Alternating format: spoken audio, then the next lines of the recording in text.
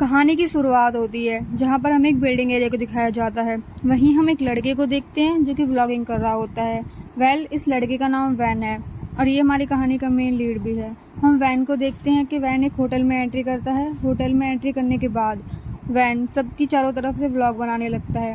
जैसे ही van vlog बनाता है, कुछ लोग अनकंफर्टेबल होकर वैन को देखने लगते हैं, पर वैन उन सबकी परवाह नहीं करता है और जाकर अपनी सीट पर बैठ जाता है। सीट पर बैठने के बाद एक शेफ़ उनके लिए खाना लेके आते हैं। वैन उस खाने के साथ कुछ वीडियोस लेता है और कुछ फ़ोटोग्राफ क्लिक करता है। फ़ोटोग्राफ क्लिक करने के बाद वैन खाने को टेस्ट करता है, जहाँ वैन को ये खाना काफ़ी टेस्टी लगता है। तभी हम देखते हैं कि एक हाथ वैन के सामने से वो खाना ले लेता है और वैन उन्हें देखकर बोलता है कि हेलो शेफ़, मैं तो आपका बहुत बड़ा फ़ैन हूँ और आप बहुत अच्छा खाना बनाते हो और आपका होटल भी काफ़ी अच्छा है। इस शेफ़ का नाम हेल है, जो हमारी कहानी के मेन लीड भी हैं। हेल वैन से पूछते हैं कि पहले तो आप मुझे ये बताओ कि आपको यहाँ वीडियो बनाने की परमिशन किसने दी, क्योंकि मैंने तो आपको परमिशन नहीं दी। कि आपको पता नहीं है यहाँ पर वीडियोस बनाना और फोटोग्राफ क्लिक करना बिल्कुल भी अलाउड नहीं है। इससे मेरी कस्टमर को प्रॉब्लम होती है। ये होटल खाना खाने के लिए है, व्यूज़ के लिए नहीं, तो प्लीज़ आप कैमरे को बंद कीजिए। पर वैन उनकी बात नहीं सुनता है। जिसके बाद हम देखते हैं कि हेल और वैन के बीच काफ़ी ज़्यादा बहस होती है। जिस बहस के दौरान हेल वैन को अपने होटल से निकाल देता है और बोलता है कि दोबारा कैमरा लेकर इधर मत आना, तुम्हारी यहाँ पे कोई ज़रूरत नहीं है, यहाँ पे खाना मिलता है ना कि व्यूज़। जहाँ पर वैन भी उन्हें बोलता है कि मेरे 1000 फॉलोवर्स हैं, ज़्यादा मत बोलो, अगर मैं चाहूँ तो तुम्हारे होटल को अभी बर्बाद कर सकता हूँ। जिसके बाद हम देखते हैं कि वैन के पास एक कॉल आती है। ये कॉल एक मॉडल एजेंसी से होती है। यहाँ हम देखते हैं कि कॉल को पिक करने के बाद वैन आराम से वहाँ से जाने लगता है। जैसे ही वैन वहाँ से जाता है तो हम देखते हैं कि पीछे से हेल उसे देख रहा होता है। हम देखते हैं कि मॉडल एजेंसी में कुछ मॉडल्स होते हैं जो अपने फ़ोटोग्राफ क्लिक करा रहे होते हैं। मॉडल सभी एक एक करके अपने पोज देते हैं और अपना काम करते हैं। जहाँ पर वैन आता है, वैन आने के बाद अपने पोज देने लगता है। एक एम्प्लॉय वहाँ पे वैन को बोलता है कि आपको अपनी शर्ट उतारनी पड़ेगी, ये शर्टलेस प्रोग्राम है। तो वैन थोड़ा अनकंफर्टेबल फील करता है और उनसे मना करने लगता है और कहता है कि मैं ऐसे ही पोज दे सकता हूँ और काफ़ी अच्छे, तुम्हें देखना चाहोगे, ये लो देखो।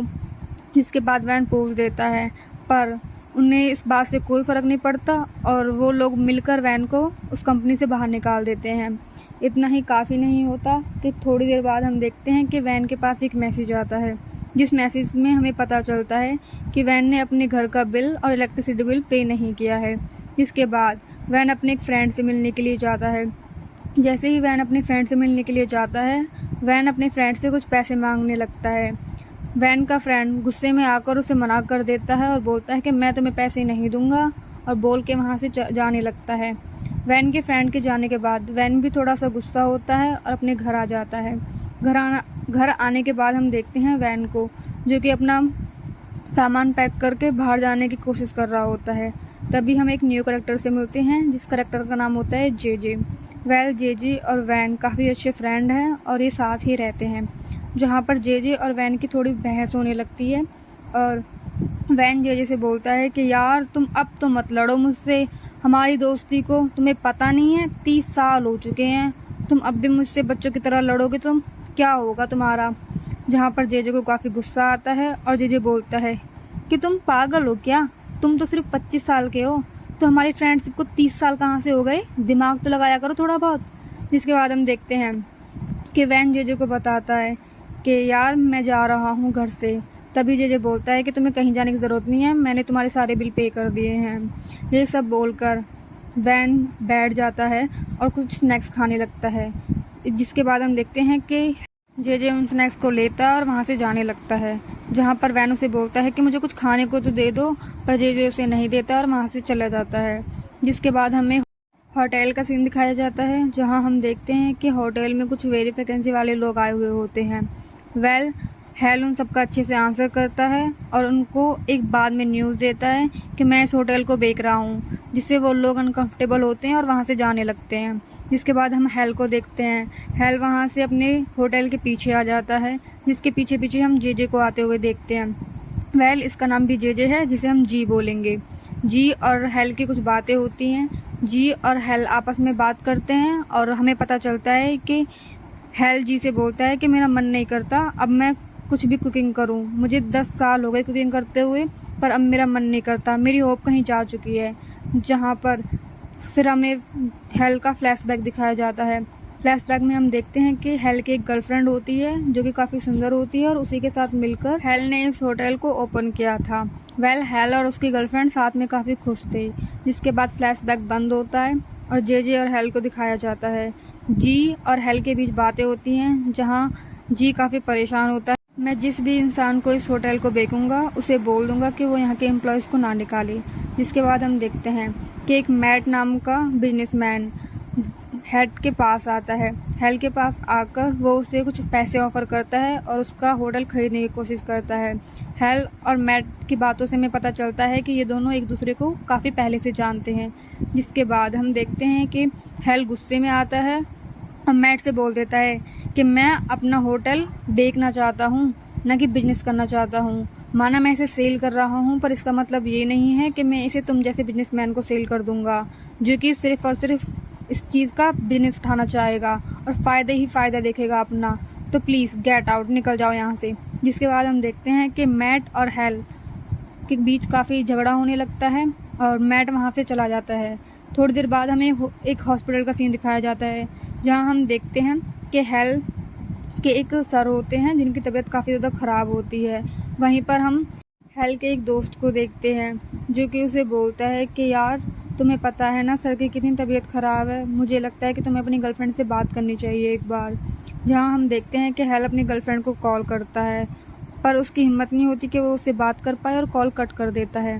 तभी हम देखते हैं कि हेल की गर्लफ्रेंड खुद से उसे कॉल करती है और कॉल करने के बाद इनके बीच थोड़ी सी बातें में दिखाई जाती है, जहाँ हमें पता चलता है कि अब उसकी गर्लफ्रेंड का एक नया बॉयफ्रेंड है और वो उसी के साथ रहती है। तभी उस लड़की का बॉयफ्रेंड आता है और उसकी गर्लफ्रेंड को कॉल काट करना पड़ता है। जिसके बाद हम उसके बॉयफ्रेंड को भी देखते हैं, जहाँ पर उसका बॉयफ्रेंड उसे बोलता है कि चलो डार्लिंग बहुत लेट हो गया है। तभी उसकी गर्लफ्रेंड उसके कॉल को कट कर देती है और वहाँ से चली जाती है। तभी हम हेल को देखते हैं। हेल अपने एक फ्रेंड के पास आया होता है जो कि उसे एडवाइस देता है कि अपनी गर्लफ्रेंड से बात करे। उन्हीं सब बातों के बाद हम देखते हैं कि हेल अपने फ्रेंड को बताता है कि तुम मुझे चाहो तो कुछ आइडियाज़ दे सकते हो, क्योंकि मैं अपने होटल को अब और नहीं दे झेल सकता, अब मैं इसे बेचना चाहता हूँ। जिसके बाद हम देखते हैं कि हेल कुछ आइडियाज़ उसे बताता है, जिसका आइडिया ये होता है कि वो एक कुकिंग कंपटीशन करे और कुकिंग कंपटीशन के दौरान अपना hotel as a winning prize दे देगा। जिसके बाद हम देखते हैं कि ये न्यूज़ सारे सोशल मीडिया पे बहुत तेज़ी से वायरल हो जाती है। तभी हमें एक सीन दिखाया जाता है जहां हमें पता चलता है कि वैन और जे मैट के होटल में आए हुए होते हैं। मैट के होटल में आने के बाद जे और वैन आपस में कुछ बात करते हैं, जहां हमें पता चलता है कि वैन का आइडिया होता है उस होटल को मैट को बेच देगा, जिस वजह से वैन को डबल फ़ायदा हो जाएगा। जिसके बाद हम देखते हैं कि वैन और जे मैट से मिलते हैं, जहां वैन अपने आइडियाज़ मैट को बताता है। जैसे ही वैन मैट को अपने आइडियाज़ बताता है, तभी गलती से जे पीछे से बोल देता है कि जिस इंसान को कुकिंग नहीं आती वो कुकिंग कंपटीशन जीतेगा। वाह!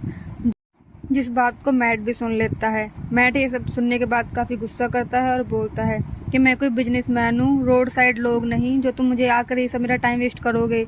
अगर तुम्हें कुकिंग नहीं आती तो निकल जाओ यहाँ से, तुम्हारा यहाँ पे कोई काम नहीं है। जिसके बाद जे वैन की साइड लेता है और बोलता है कि तुम बेशक बिजनेसमैन हो, पर तुम्हारी कोई ज़रूरत नहीं है मेरी फ्रेंड से इस तरह से बात करने की। बेशक तुम कहीं के बिजनेसमैन हो सकते हो, पर हमारे नहीं। मेरा फ्रेंड जो चाहे वो कर सकता है, वो चाहे तो। बेशक उसकी कुकिंग अच्छी नहीं है बस, पर उसकी टेस्ट स्किल्स बहुत अच्छी हैं। तो ये लड़ाई हाथापाई में बदल जाती है, जहाँ पर वैन और जे काफ़ी ज़्यादा लड़ने लगते हैं। इसी के साथ इस पार्ट की यहीं पे एंडिंग होती है। मिलते हैं आपको अगले पार्ट में। Thanks for watching.